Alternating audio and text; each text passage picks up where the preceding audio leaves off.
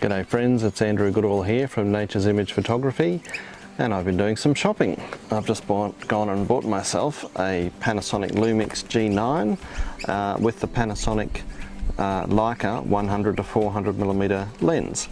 And today I'm doing things a little bit differently. It's the first time I put myself in front of the camera because I want to have a conversation with you about how I came to make this purchase after over a dozen years of using nothing but Pentax DSLR cameras. I've gone to a Micro Four Thirds mirrorless, which is a bit of a leap. So how did we get here? It all started with what I could see as a couple of problems looming on my photography horizon. The first was this. My big old Sigma 150 to 500mm lens for Pentax. I've had this for 3 camera bodies, at least 10 years. It's taken hundreds of thousands of photos. It's been with me halfway around the world. It's been a great lens. It's never been particularly fast in the autofocus. In fact, it's fairly slow, and by today's standards, I think you'd have to say it's very slow. The trouble is, it's been getting slower and more importantly, less accurate. It has lasted me a long time. It's done a terrific job. I've had it serviced once or twice. I feel if I spend any more money on it, I'll be spending more than what the lens is probably worth. And I just feel that it's reaching the end of its lifespan. I can't afford to have it fail on me while I'm in the middle of a tour. So I needed to do something about it sooner rather than later.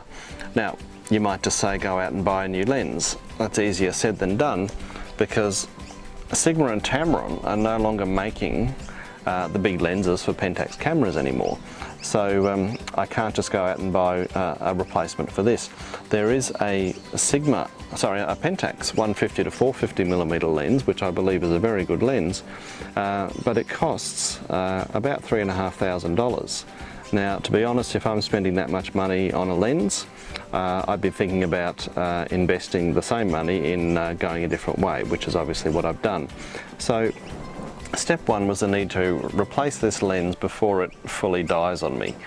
Now, my next issue was it's become increasingly obvious to me over the last year or so that I need a second camera body. I hosted 2 photography tours in Africa this year and had a terrific time, but I struggled with only having 3 or 4 different lenses for the one body. Whenever we saw an elephant, I'd need a smaller lens, but if a bird flew past, I'd need a bigger lens, and I was constantly changing, while other people in the group could just grab one body for one kind of photography, the other for another. And just keep on snapping. I was missing photo opportunities. It was getting very frustrating and becoming pretty obvious that it was time for me to get myself a second camera body.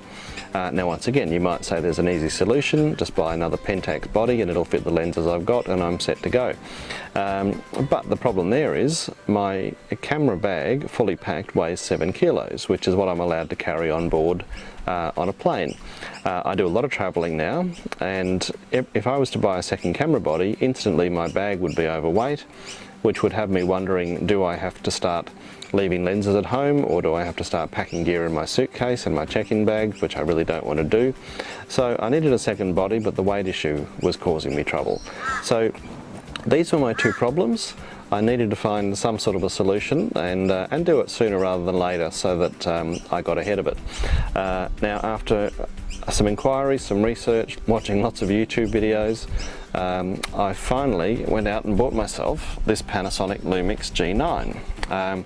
So this is now my second body, and I bought it with the 100 to 400mm lens, so it takes the place of my the big Sigma lens. Now, because this is a Micro Four Thirds system, the 100 to 400mm lens equates to 200 to 800mm in full frame terms. So I've actually got myself a professional, top quality, more powerful lens than the one I had before. So I've certainly ticked the box in terms of replacing the old lens. Now, in terms of weight, this camera and lens combined weigh less than this lens on its own, and they take up less space in my bag. So now I've also ticked the other box. I've got the second camera body that I've always needed, or certainly been needing lately. Excuse me. And it takes up less space in my bag. My bag is lighter than it was before, and believe it or not, this lens and camera combination cost me less than the Pentax lens would have on its own. So I've got everything I've needed, and I've saved some money as well. So in every respect, in terms of the story I've told you, this camera ticks all the boxes. Now, you don't just buy a camera because it fits the right space in your camera bag. There's got to be more criteria to it than that. So here are some of the ones that were important to me. A good solid build quality. Now, Pentax cameras have always been weatherproof. That's just a standard feature. This camera is weatherproof, so is the lens. It's a good solid camera. You feel a bit of weight to it. Most photographers, if you've been shooting with full frame, would have had the experience of picking up an entry-level camera, and they're so lightweight they feel a bit like a toy. But this is a good solid camera. It settles nicely into your hand, so when you're doing wildlife photography you don't feel like you've got the shakes. It's weatherproof, so that's good for travel. I do a lot of stuff near the ocean. In Africa we go into some fairly dusty areas. But you can feel the minute you pick the camera up that it's a good solid camera that you can have confidence in. So, so that's box number one ticked. Now, one of the most important, of course, is image quality. Before I bought the camera, I really only had my research to go on, but all the reports were that this camera produces a great quality image and good dynamic range, just good quality overall, good colour. And certainly my experience so far, excuse me, I think I'll get a bug attacking me, has been that everything I read about this camera is true. So image quality has been terrific. Now, autofocus. I've really moved into the 21st century now with the autofocus on this camera. It's lightning fast. I've found it to be accurate. There are some reviews that say it's not as accurate as some of the others. I can't compare it to all the other cameras on the market. I can only compare it to what I've had before, but I've found it to be sharp, it's accurate, it's fast. For moving subjects, when I do birds in flight, I'm getting a success rate like I've never had before. Really happy with the quality of the photographs I'm getting from this camera and lens combination. So another box ticked. Image stabilization. This camera has got an image stabilizer in the body, it's got image stabilization in the lens, and because it's a Leica lens built for this camera system, the two work together. So I've got a combined image stabilization system, which by all reports is something up to 5 stops, and I think with the latest firmware update it's even more than that. Now that's important because a lot of people suggest that with the Micro Four Thirds they don't perform as well at higher ISO. You can get a noisier image.